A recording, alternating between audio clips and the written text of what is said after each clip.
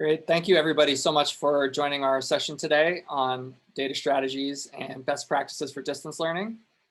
I'm really excited about our panelists, and in a minute, I'm going to ask them to introduce themselves and also to share what they're going to be for Halloween, because I know you're all wondering. But before we do that, let's just jump into some session norms here. If I can get this to work, there we go. So we have a number of topics that we are going to try to cover today, but most important is that we are covering topics that are relevant to you, the audience. So please, as questions arise, do submit them in the Q&A feature in Whova. If you have anything else that you want to share, successes, challenges, please also pop those into the chat so that everybody else can see. We really do want folks to be engaged. So please do pipe up in the chat, and we will be reviewing those. And in the Q&A, we'll be reviewing those as we go along and bringing those into the conversation as well. First, let's do some quick introductions. Halim, do you want to start? You want to do a quick introduction and tell us what you're going to be for Halloween? Yes, sounds good. I am Halim Janus. I'm the school leader at Kip Tech Valley Middle School here in Albany, New York. So we're KIPP Albany Community Charter Schools. This is my second year as a school leader here, and I'm really excited to be a part of this panel and this conference today. For Halloween, which I guess is next week, I am going to be a Supreme Court justice. Like it. Kruti? Thanks, Charlie. Hi, everyone. My name is Kruti Mehta. I'm here representing Zeta Charter Schools, which is a network of 4 schools in New York City and Upper Manhattan and the Bronx. I am our Associate Director of Operational Strategy. Really excited to be here with everyone. And for Halloween, along with my team, we're going to all be different characters from The Incredibles. So I will be Edna Mode. Nice. Ben? I'm Ben SK. I'm the founder and head of school at Crayo College Prep. Like Halim, I'm in my second year with our school. We opened last year. We're in the South Bronx. And my day of Halloween costume will be a school leader who put all of his doctor's appointments on Halloween. Like it. And I'm Charlie Colanesi. I'm the founder, CEO, and chief data wizard here at SchoolRunner. I am originally from Appalachian, New York, upstate. And before I started SchoolRunner, I spent a decade living in the city, building data systems for hedge funds, BlackRock, places like that. Before one day I picked my head up and realized I needed to do something better with my life. And lo and behold, here we are 8 years later. For Halloween, I'm going to be a rainbow unicorn, and my 3-year-old is going to be a dinosaur and a firefighter. So that should be interesting. Okay, so jumping into the topic at hand. So first question is for you, Halim. So I think everybody is talking about attendance this year. Obviously, we're in a different world than we have been previously in terms of what that means. But I would love to hear a little bit about your approach to how you track not just attendance, but also engagement and student engagement as well. Yeah, so attendance is always a big thing for me. And in fact, since we started using SchoolRunner, we've had a better just overall grasp in attendance. And we went to a national KIPP conference last year, and we got recognized for our increase in average daily attendance from the time I started until the midpoint of last year. But this year, attendance was really important to us because ordinarily we get a chance to put our eyes on kids and sort of do an assessment that way. And so we lost that opportunity by us being completely virtual. And so we're tracking attendance in a couple of different ways. Obviously, with daily attendance, we have sort of a formula for what counts as daily attendance if you attend a Zoom class. And then we're also tracking class attendance. So on the individual student level, you might have 100% daily attendance, but what's your actual class attendance as you go throughout the day? And then for our various grade levels, our grade level leaders have sort of determined the ways they want to track engagement as it were. And so what we did was we ended up using behavior codes that we can enter into our data system, School Runner, and track. So one of the things for I think fifth and sixth grade is camera on. And so it's not like a monetary value, but it just sort of lets us know of all the students who are in attendance today. We can sort of cross-reference, did they have their camera on, or did they not? And if they did, great. If they didn't, perhaps we want to follow up and learn a little bit more about what's going on there. And then just other sort of behavior codes, as it were, that we could use to get a sense of, okay, so the first step is students are showing up for class. The next step is, are they submitting work? Are they doing well on their work? Are their cameras on? Are they asking questions? So we have codes for asked questions or active participation.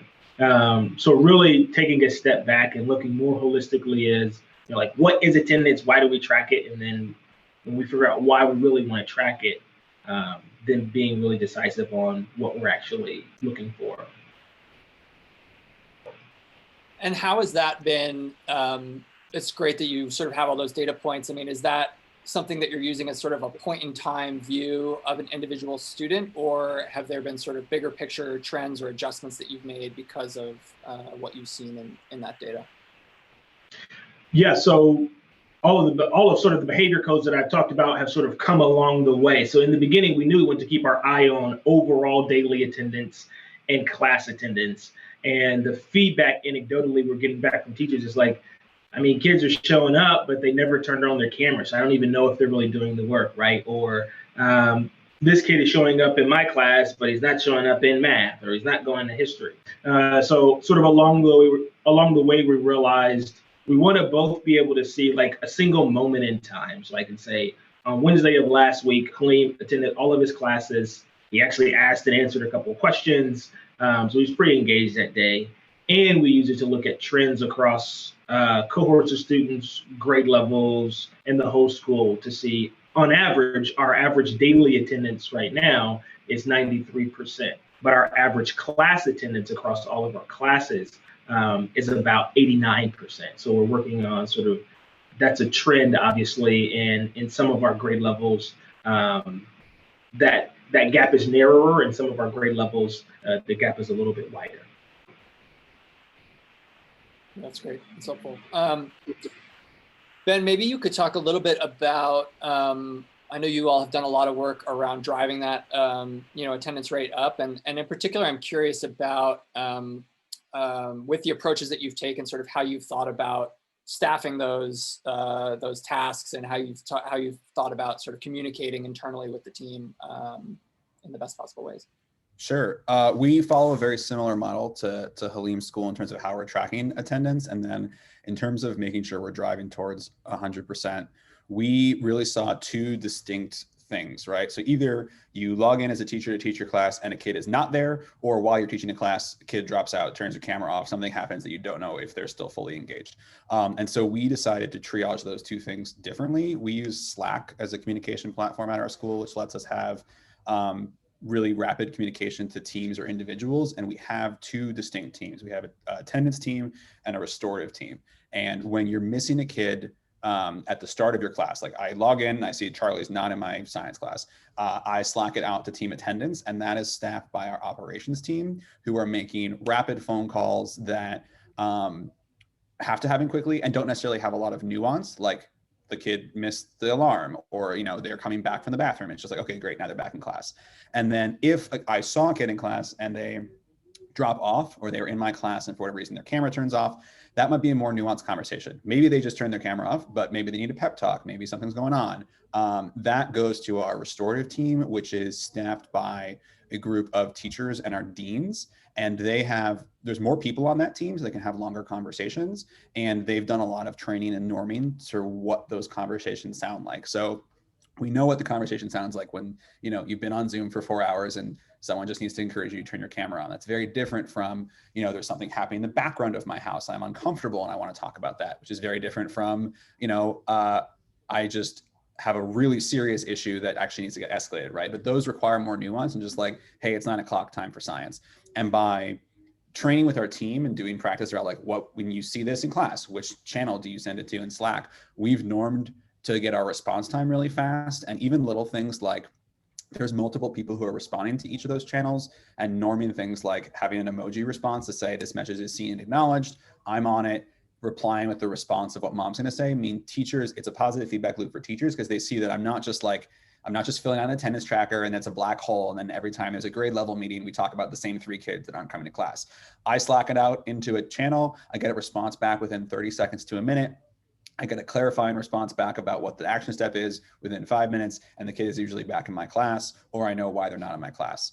And it was really important, I think, for teachers to see that feedback loop, because otherwise we add systems, we add trackers, we add, one more thing to do. And if teachers don't see a really rapid benefit, they're going to not have fidelity to those systems.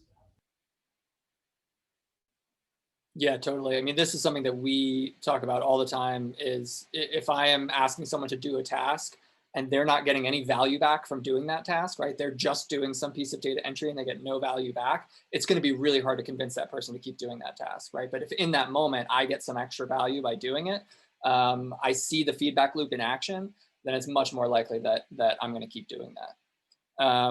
Kruti, I see a lot of nodding over there. Feel free to jump in, or I would also love to hear from you about your schedule and sort of how something that you've learned about through this first portion of the school year, and any adjustments that you've made to your schedule as a result of that.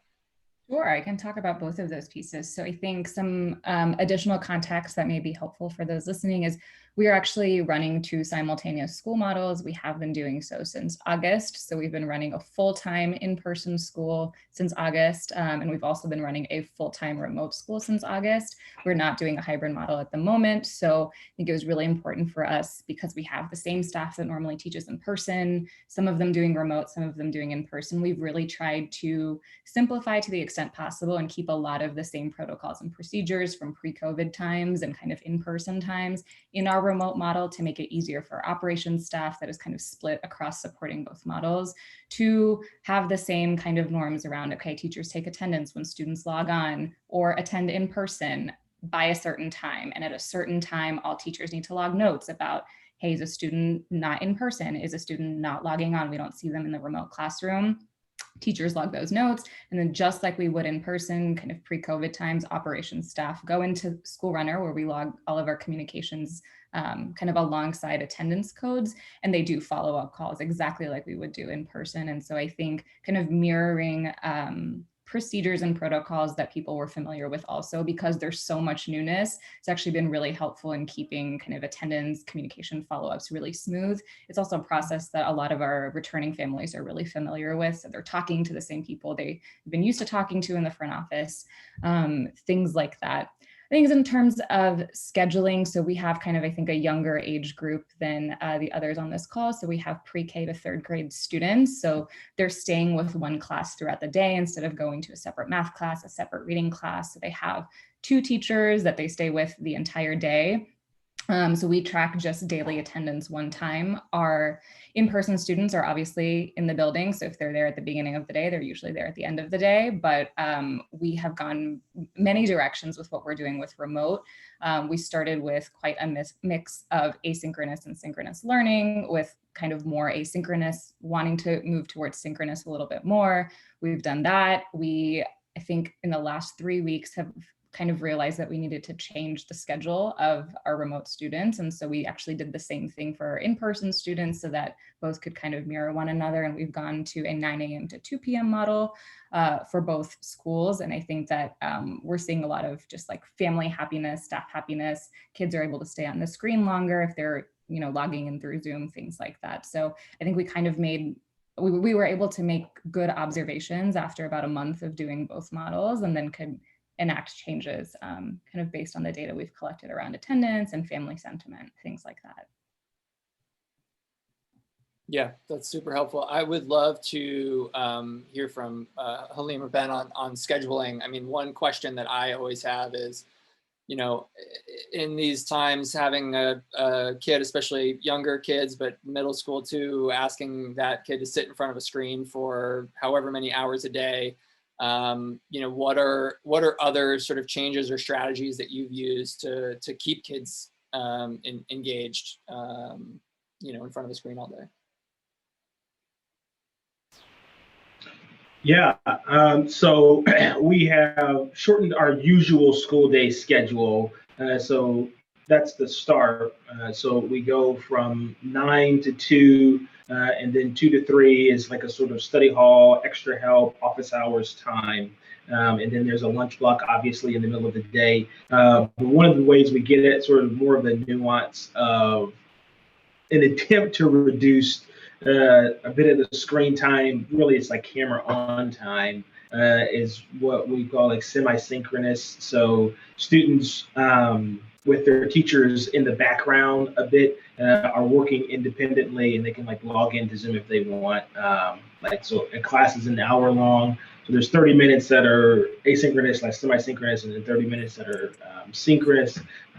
So we do that, and then on Fridays, we focus more on sort of assignment work recovery. So students review their data in School Runner, see what they're missing, and get caught up, adding a little bit more flexibility to their day as opposed to following a pretty strict schedule. And I got some ideas from our prep call from Ben and Kruthi. So happy to also learn what other folks are doing, but it is a big sort of point for me to figure out what's a good healthy balance where kids are obviously still learning, but they're not just so exhausted by the end of the day from screen fatigue. Yeah, we currently follow a very structured but reduced version of our schedule. So we actually go from 8 to 3:30, which is a long time to be on Zoom. But in the morning, our classes are an hour long. 2 of them they have ELA and math in the morning, and then we have a social work class. So we have a social worker for every grade, and our social workers lead a class. It's an hour long of structured social time. They play games, they journal, and really that was in response to COVID. This is a new class for us. We didn't have it when we were in the building. And if they're not, the social work class happens every other day. So it's either an hour of intentional social time or it's an hour of independent reading time. It's a chance to like just not be looking at a screen. Actually, they're looking at different screens. We got them all Kindles, but at least they're not looking at a computer screen. So there's a maximum of 2 hours of like core academic content in the morning, and then an hour of social work or reading. They get an hour for lunch, and then our afternoon classes are 45 minutes, just thinking about stamina of a 5th or 6th grader after lunch.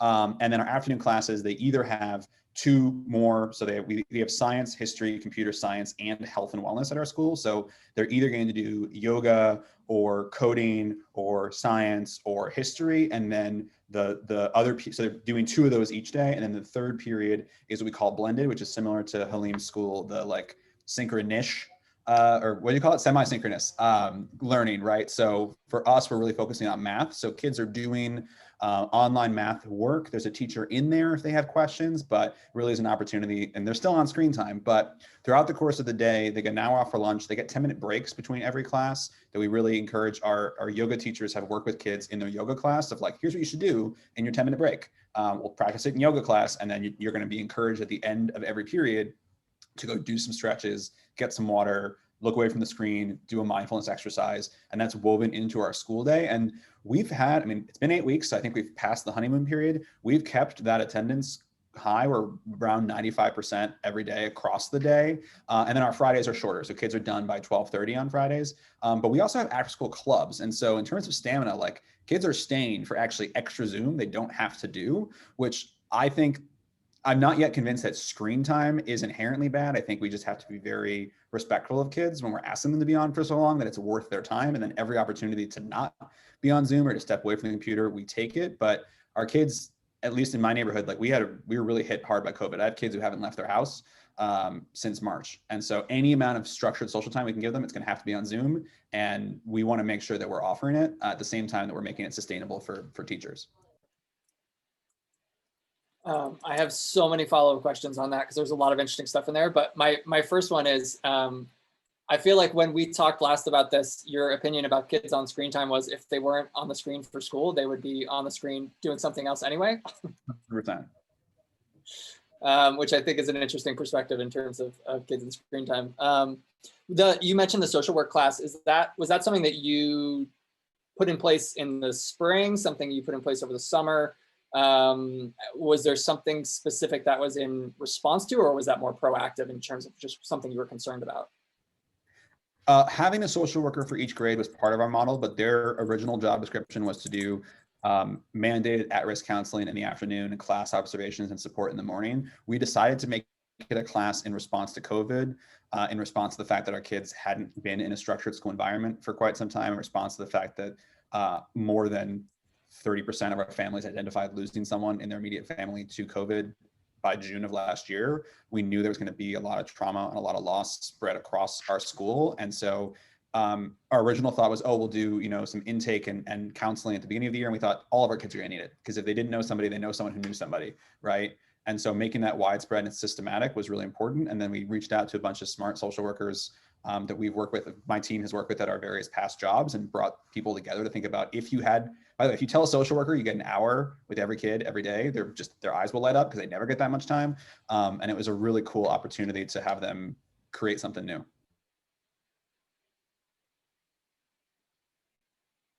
Yeah, that's fascinating. I'm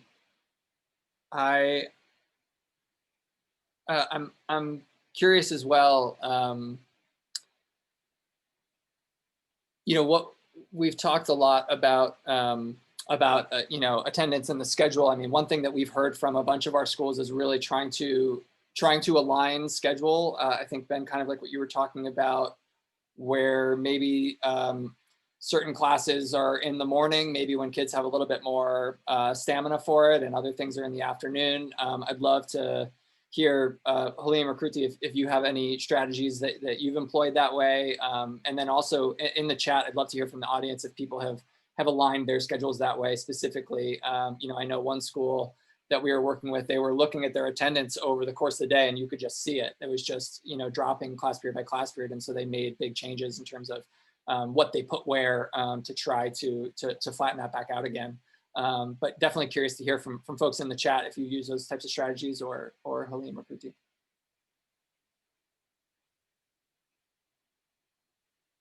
Yeah, I think I can talk a little bit about this. We've done something really similar where a lot of our math and reading blocks have gone to the morning. We've actually made them a little longer. When we did kind of our big schedule shift, is actually last Wednesday. There were a couple of things that we did. So I talked a little bit about, we went for a shorter school day with less screen time. So the 8 to 2, we added, kind of similar to what Ben talked about, more social emotional learning block. I think it's really important for kids of this age.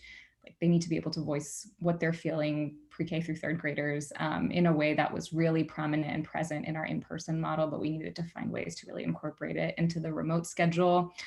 We also eliminated the use for remote students of using virtual platforms like Dreambox and Epic and Lexia on every single day. They only do it on Wednesdays. It's the only day they need to be able to navigate to other platforms. I think that has been a huge help and a relief to kind of caregivers at home that are helping students out during the day.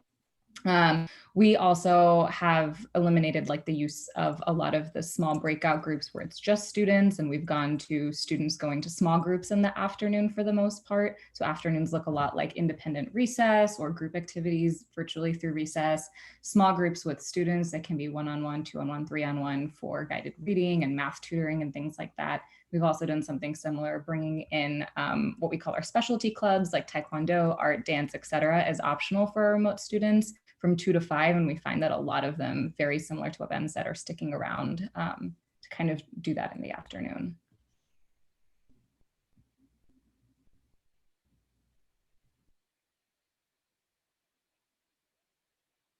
That's great. Halim, I know you all have done some really interesting things with your schedule and with your sort of in-person versus hybrid. I wonder if you could talk a little bit about your supervised learning spaces and the approach you took there. Yeah, so I'm excited that I'm in such good company. It seems like we're all doing very similar things. So we, like everyone, did a bunch of surveying of our parents and families and of our staff. and ultimately decided that we were going to start school virtually in a completely virtual environment, with one caveat that we would use half of my campus for what we call a supervised learning space. And so there's 4 schools in our region or district, as it were, and each school has the ability to send some of their students to participate in supervised learning. We structured the space for essential workers to have priority, obviously. So folks or parents who said, I need my student to have a place, a space where they can be in and be supervised by an adult because they don't want to leave them at home. And so that is still going on. All of those young folks are upstairs, and they participate still, though, in their classes using Zoom and all of the other platforms, Canvas, so on and so forth. And the folks who run our supervised learning space it's really coordinated by a daycare provider. They're doing a phenomenal job. But students still interact with their teachers via Zoom and their peers via Zoom. Teachers are still working from home. They're welcome to come in the building if they would like. So that's how we sort of tried to strike a balance for families that needed a place for, particularly their younger students, to be supervised during the day and make sure they were attending class, getting their assignments done, had someone they could ask questions for if they needed either technical assistance or they needed to be connected with their teacher or something like that. And we actually recently decided to expand our supervised learning space to be a little bit bigger to accommodate more students because we recently just made a decision for the middle school to remain virtual through December.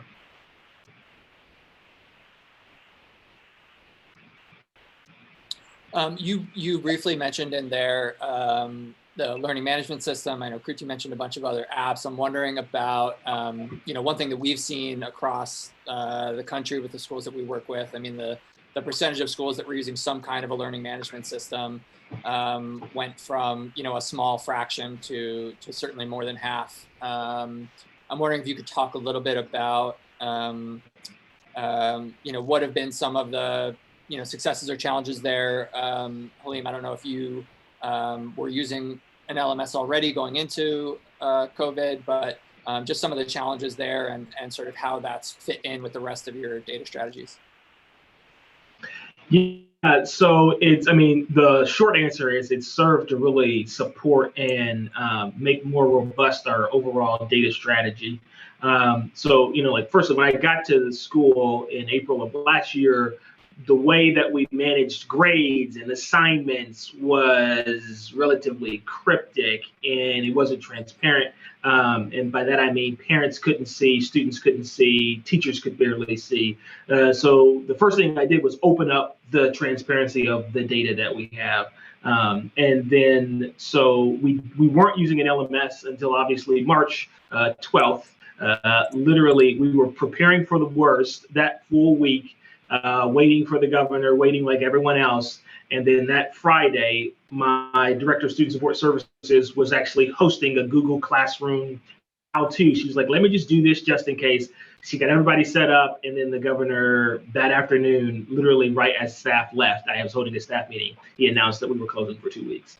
So we had Google Classroom. Obviously, it didn't meet all of our needs.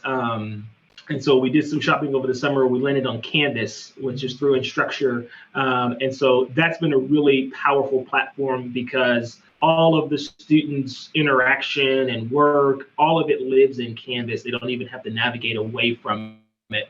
And then teachers can actually have their sort of internal gradebook, as it were, in Canvas and sort and figure things. And then School Runner recently announced an integration with Canvas. And so now teachers with literally the click of a button can port their grades from Canvas over to School Runner, thereby giving parents and students even more visibility into their students' progress. So in terms of supporting our data strategy, parents can see, their students' overall attendance average daily in class. They can see what class they're attending the most and what classes they might be missing somehow.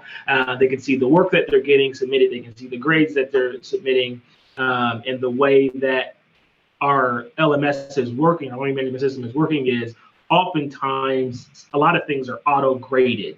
And so those things are like a really quick turnaround, an even quicker turnaround than if we were in school using pen and paper, because the teacher at least has to collect it and get it in. And now with Nearpod and some of the Canvas assignments, those things are graded automatically. And so it's really served to make our data environment all the more rich for everyone involved, all the way from my leaders through teachers, parents, and even students who have daily on the moment access to all of their academic information. We've had a couple of questions. I mean, you just brought up there sort of transparency for families. We've had a couple of questions about access for families in terms of Wi-Fi devices, and also just the sort of communication with parents generally. I'll throw this one out for anybody who wants to jump in. But how have you been thinking in general, maybe differently during these times about family engagement, about communication? What are some of the approaches or strategies you've taken there? Kruti gave a really good answer in the text thing about surveys, and I think that's huge, is frequently doing them and then recognizing that opinions are going to change. Like we saw a big shift actually away from wanting in-person learning over the summer, and then sentiment started to come back towards the fall. People are going to change their minds, and that's fine. One thing that our team has found helpful is triangulating surveys with, I don't even call them focus groups. Like we have a group of families who we know, like if I text these 10 moms, they will text me back and quickly. And so when we're trying to think through decisions, like before they're made, before they're finalized, we have a group of families that are really, that we reach out to informally. It's not like a organized meeting, and it's just, what do you think about this? And opening that, our ideation and our decision-making up to families that have, shown the interest and are obviously they're dealing with a lot of stuff and they're trusting a school to make decisions. So we don't want to abdicate that responsibility, but we've gotten feedback on everything from our schedule to, like, I have a parent who he's a tech nerd, and he'll like scribble on his phone to show me ideas for the website about how to make things clearer for parents. And that's super useful because, like, I make our website, I think it's clear, but it's clear to me because I made it. And so having a parent go through the, the navigation or say, hey, could this button be over there? That feedback's really helpful, especially when parents are navigating potentially 2-3 different school websites in a day to figure out where the heck their kid is supposed to be.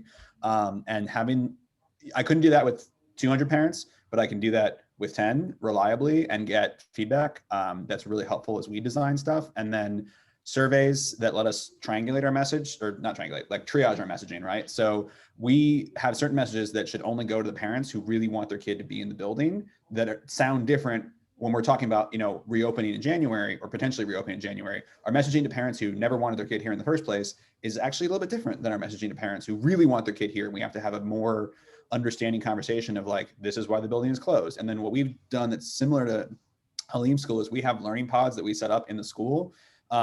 They're staffed by local college students who are home because COVID, and parents. We surveyed, and then within the survey, we did observations of kids to see how they were doing distance learning. And then we really, we reached out to our highest needs kids. So parents wanted them to be here, and the kid was really struggling distance learning.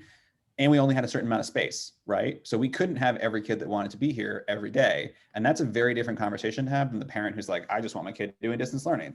And so being able to segment our messaging is really helpful. And then being super, super clear. I think, we try to put all the messaging in one place on our website in the 2 primary languages in our community, and make sure it's written for people who are making really tough decisions with a lot of asymmetrical information and a lot of noise. And if you're in New York City and you're a charter school, you're also dealing with the DOE having a lot of confusion. And so being able to pierce through that is really challenging. And then I think the last piece I would say is it's easy because we have these tech tools to blast out messages every day. And we're trying really hard to keep to a cadence so that we're not overwhelming families with, a million messages a day.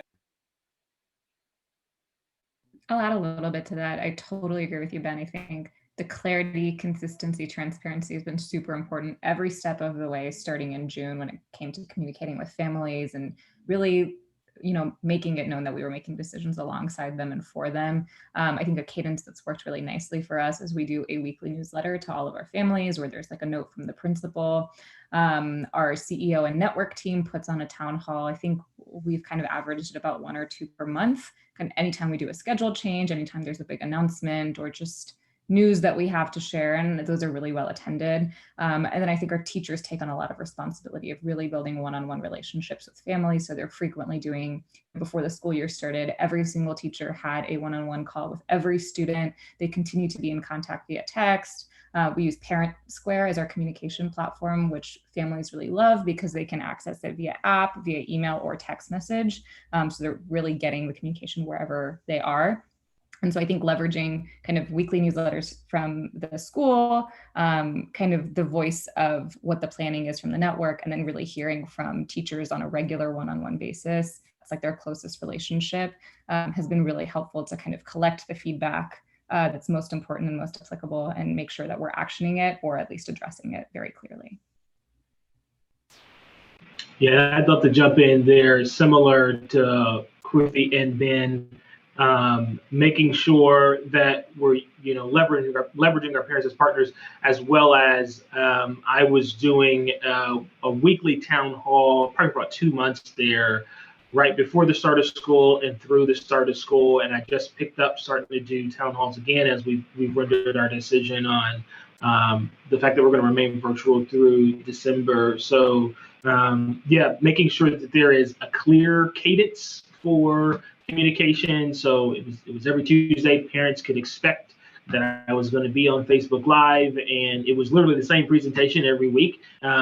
Sometimes I had the same parents. Sometimes I had new parents, but I would always open it up for questions, because folks would ordinarily just be able to pop in and ask questions, or we could have an assembly or an orientation type of deal. And so in the absence of that, the weekly town hall, I found it to be really useful to get information back from parents, because we had spent all summer sort of with our heads into the plan. And so having parents finally have that look at it, being able to ask their questions, we were able to provide more clarity on what it was we were planning to do as we approached reopening and restarting school.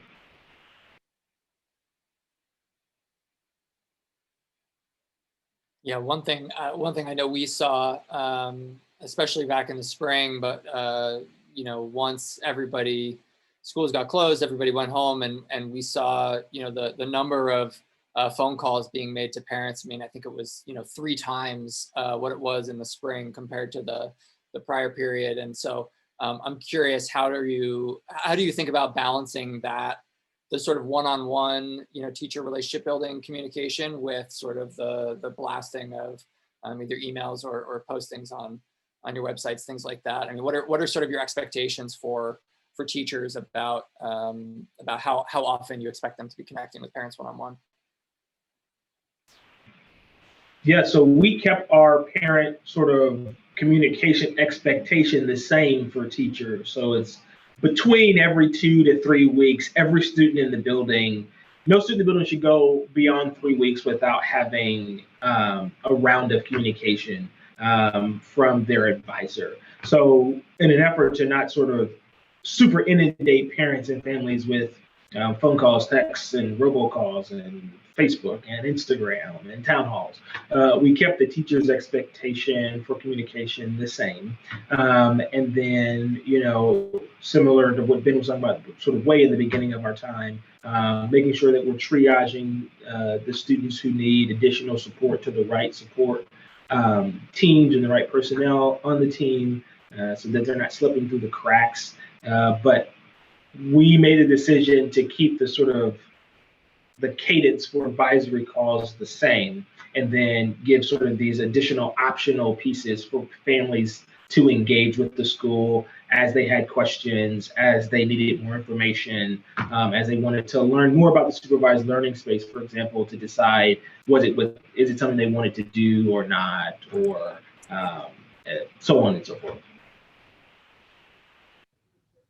Very similar. We use the School Runner dashboard to see when advisors made their last call. We've been going with I think it's 2 weeks. Yeah, every 2 weeks. So very similar cadence. And then we do a protocol every week in grade teams where we read out every kid's name. And the protocol is you either say a crisis, a concern, or the kid is okay. And the idea is that crisis should have already been elevated to me or a social worker. And concern is something that's like not solvable within the confines of my precise job as a teacher. And with that protocol, we're at least talking about every kid every week in a team way. And then every family is hearing positive and potentially growth conversations every 2 weeks that's individual to their kid. And then every week they're hearing something whole school. And that's worked pretty well so far. And it seems to be, that seems very manageable for our teachers who are doing a bajillion other things at the same time. Nothing different to add, really similar kind of protocols and procedures to both Halim and Ben. Do you all have, you talked about making some of those, the sort of positive relationship building calls and then some of the growth calls. I mean, do you have a sort of ratio that you're hoping to see across the school, or you kind of take it as it comes and make the calls you need to make? We talk about ratio a lot in the like incentives and points and system structure, which lets us see at some level what that, looks, what that climate is like inside of classrooms. So in normal times, we're looking for 3 to 4 to 1 positive to negative ratio. We've told our team in COVID times we want 6 to 7 to 1, just because things kind of stink right now. And so feeling more positively about school is a good thing. And like points are made up and no one doesn't matter. So you may as well use it to make kids excited. And then in terms of calls, we have, as part of the communication tracking, teachers are expected to have, every kid is expected to have had a positive conversation every week. That doesn't necessarily need to be their advisor, but we actually have an anonymous tracker where teachers put in like I had a positive conversation. I learned that Charlie loves fishing. I learned that Halim played video games this weekend, or some tiny fact that you had a conversation and it wasn't about algebra and every kid got seen. And it's deliberately anonymous. So it's not like teachers, not that they would compete, but it's not like, oh, this person got to their advisees, this person didn't. It's just, did every kid get seen in some positive way at some point in each week?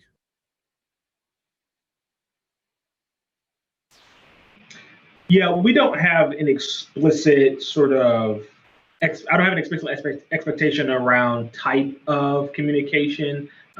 It's more so that there is the communication. And then in the background, I'm really doing daily communication data analysis, but weekly data analysis on communication and noticing any higher of those spots. But on the whole, the expectation is that the advisor is making a call that gives a sort of general snapshot about the student and able to be present and answer any questions that the parent may have about the student's overall performance in school to this point.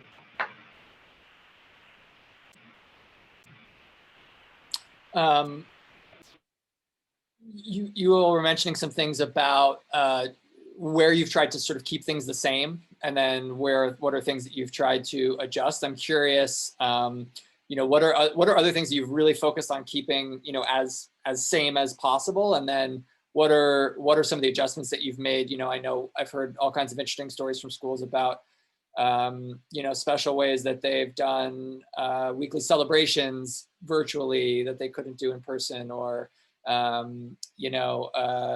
making a point to send out funny birthday GIFs when to kids. But what are other things that you've been able to do, or adjustments that you've made, and then what are other things you've really focused on keeping the same for kids?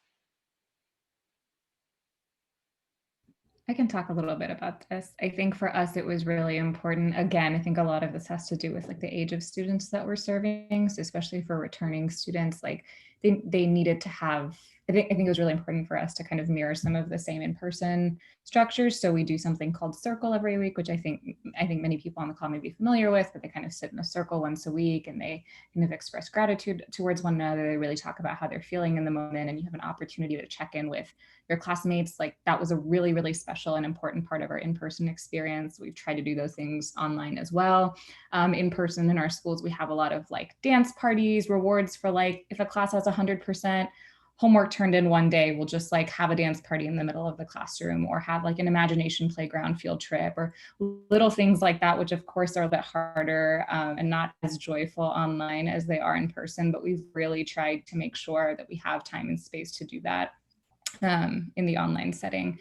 But I think going back to a point I made earlier, there's so much new material and new processes and things to know, both for families and students and for teachers, that we've really tried to keep as many processes, especially as they relate to like data and tracking, as similar as possible to what we did before, because it just, every time we tried to come up with a brand new model and just thinking about how do we cascade this down to like 100 staff members and their families and their students, it just felt really overwhelming. And I think I'm feeling really glad that we kept a lot of the things the same, even though there were like opportunities to be tracking a lot of new things. And, maybe as the months go on, depending on what the situation looks like, we'll find new ways to track things and new data points that are really interesting. But I think right now, the thing that was really important is that we have a complete data set of the really important things like attendance, communications, academic data.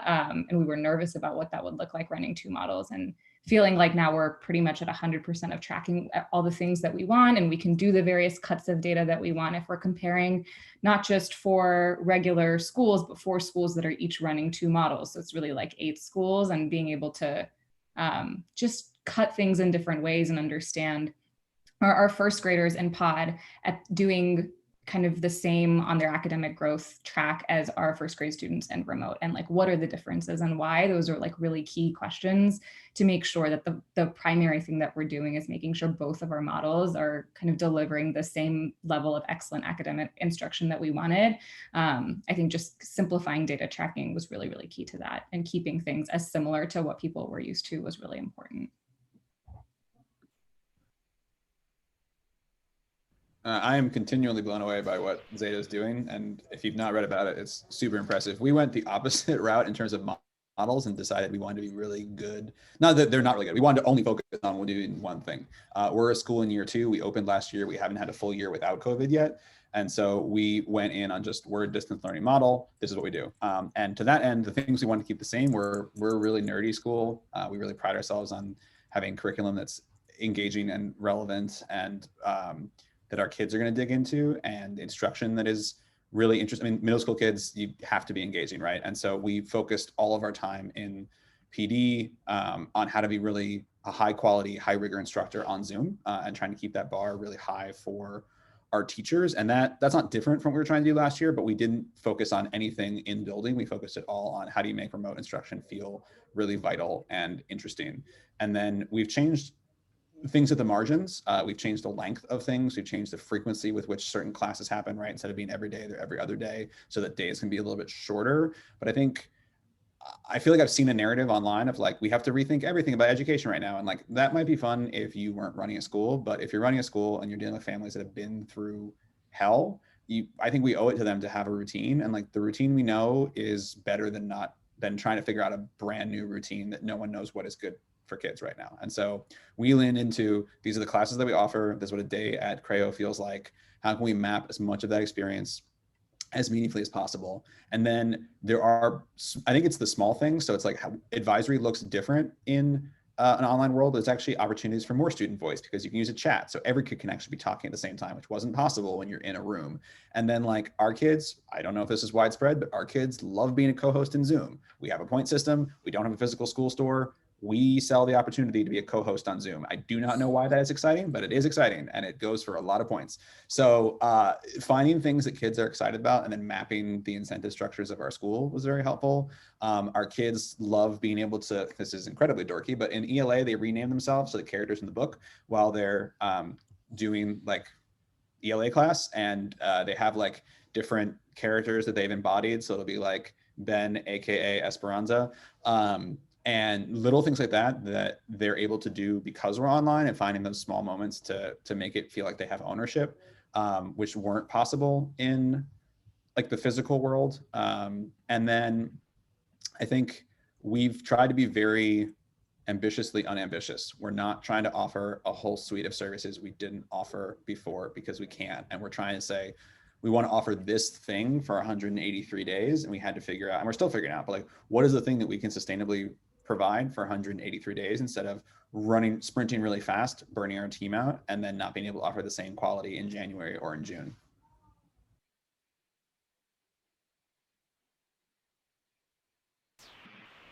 Yeah, so very similarly, firstly, I'm always just impressed and amazed and thrilled by how infinitely flexible and adaptive students are. and similarly, but not in the same way, how adults are less flexible and adaptive.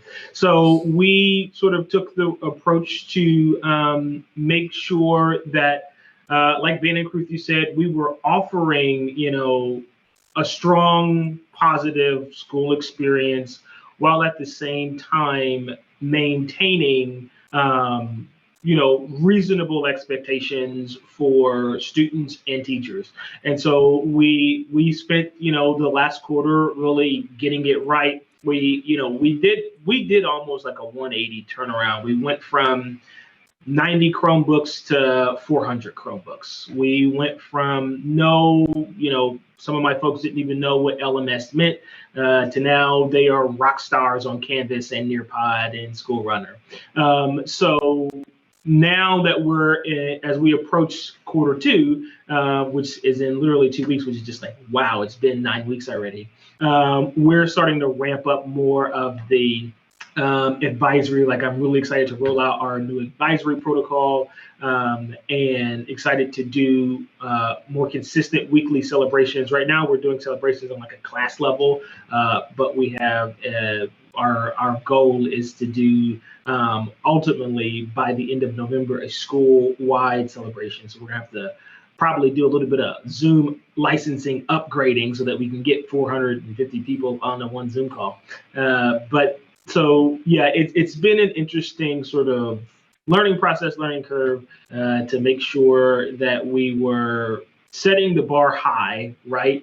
And then making expectations clear, and then providing the right support based on our resources and our personnel, for our students, for our families, and for our staff.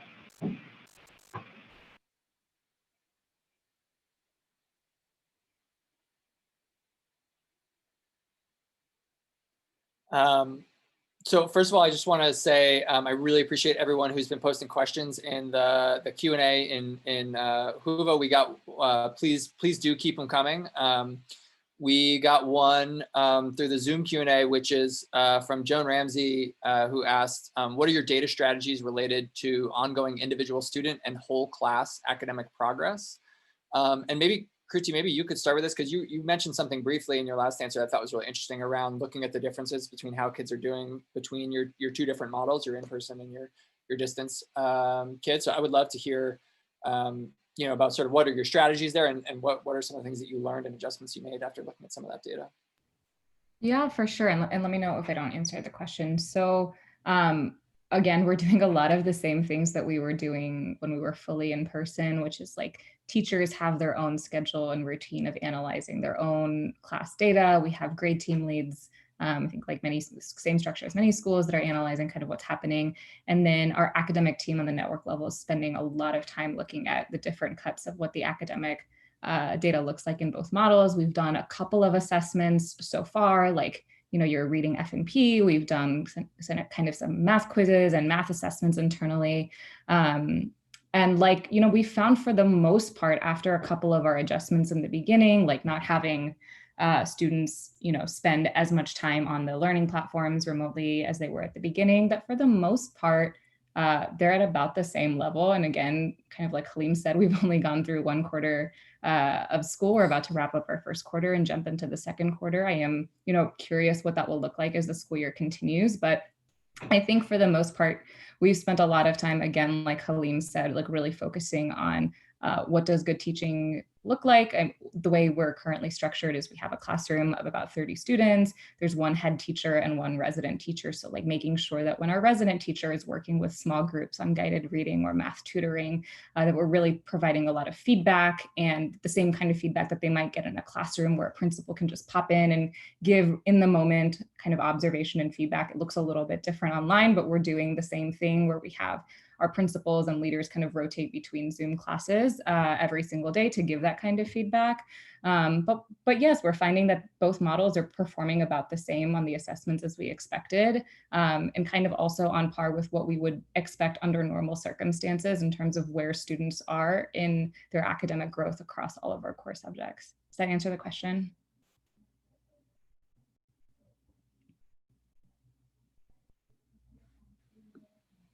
I mean, I think so, but we'll see. We'll see if Joan comes back with more questions. Ben, feel free to jump in on that, or I'm also really curious to have you talk a little bit about sort of the health screener work that we've done together for in-person.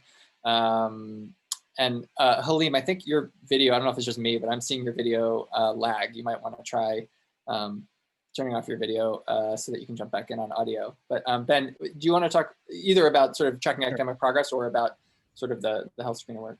Yeah.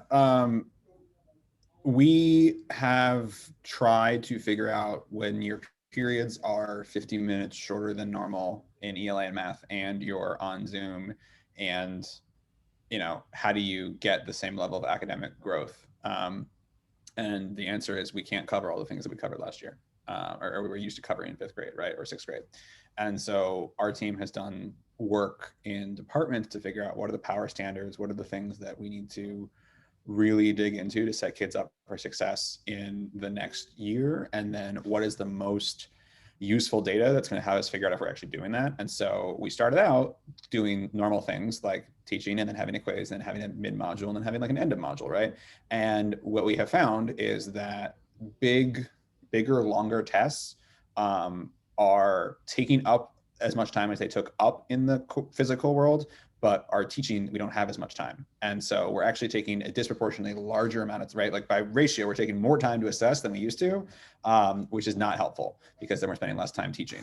And so we've really doubled down on weekly quizzes in all of our courses. They're short, they're to the point, they're tied to the learning standards for that week. And they let our teachers be very actionable about doing reteaching, which we've found like the signal to noise ratio is pretty good now with our tools of like exit tickets and weekly quizzes, but still, how do you make sure that you're getting back to that kid? And so we tie exit tickets and weekly quizzes to a reteach period that's at the end of the day. And then we are actually dialing back on the frequency of larger assessments that we're giving because they're not really that standardized anyway. They took a lot of time and the data wasn't that helpful because by the time we got to a mid-module, there were already standards that we then had to go figure out how do we now have to spiral even more stuff into a reteach, right? So let's catch that on a weekly basis and build it into our lessons. And I think we also have had to figure out like there's a cognitive dissonance here. We have less time under harder circumstances to teach the same amount of stuff. That's true. And then we also have to hold a bar of like, and it's possible. So it means we're used to teaching ratios in this many lessons with this many digressions and this many nuances. We're gonna have to cut a lot of that, figure out what's the most important thing for a 6th grader to know about ratios so that when they go on to 7th grade, they're set up for success. So they're ready for 8th grade algebra. And that's really hard. And we're making educated guesses. But what we can't do is try to cram everything we were used to in. And we also like, I have to hold this cognitive dissonance for my teachers of like, your grades are gonna be lower. Your assessment results are gonna be lower and growth is gonna be slower, but also your results are capable of being the same. Growth is capable of being the same. We're gonna get there. And that's just a level of like reality denying optimism that I think is part of being a school leader. But it's also like giving teams the latitude and the trust to be like, we can cut lesson 4, we'll be okay. And that is scary, but it's also essential.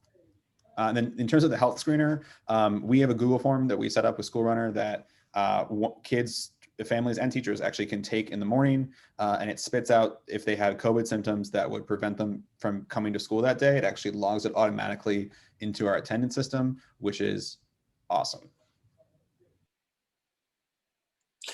I love it. That was a great 30-second on the health screener. We're coming up on time. I just want to say thank you again. I'm sorry that we seem to have lost Halim. I think maybe that was, I don't know if he's just off video or he's gone, but thank you to Halim either way, and to Ben and to Kruti. And thank you to everybody who joined in the session and participated. I really appreciate all of the engagement and energy. And thank you all so much. Thank you all so much for coming. Thank you. Bye, everyone. Take care.